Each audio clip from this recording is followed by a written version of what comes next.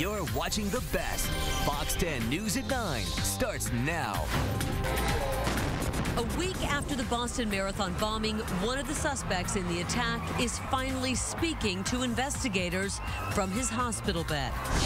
Cameras positioned around both bombing sites helped identify and capture the terror suspects. But is adding more cameras to city streets the answer to preventing another attack? There's going to be more surveillance, and surveillance as in technology, not as intrusion of privacy. Well, the key in catching the suspected bombers, surveillance video, which not only captured clear images of the two men, but the FBI says one video showed one of the suspects actually placing the bomb. So as cities take action to keep their citizens safe from other terror attacks, are more surveillance cameras watching our every move? Is that the answer? Fox 10's Jessica Flores takes a look at that tonight.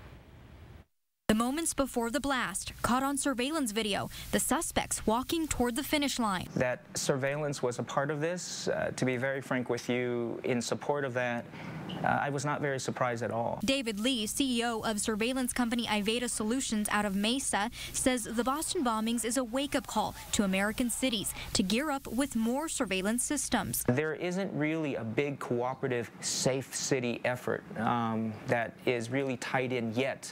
What you're looking at is real-time surveillance footage. I'm actually standing in a room where cameras from law enforcement agencies, local government, and even private businesses are being watched. It's something the surveillance community wants to see more of. This is not 1970s or 1980s where you're slapping up a camera and a videotape and filming somebody. No one has time for that. The technology now can be filtered in so many ways that it will only tell you when a car is suspiciously parked. But privacy right advocates worry about more government getting more cameras and catching every move. We live in a country that admires freedom and liberty. We set the example for freedom and liberty.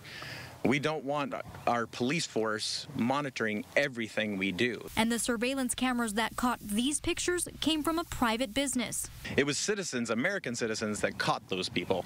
It wasn't a surveillance state. The thousands of photos from cell phones, private surveillance videos, helping get a glimpse at the suspects and into the world we now live. There's going to be more surveillance, and surveillance as in technology, not as intrusion of privacy.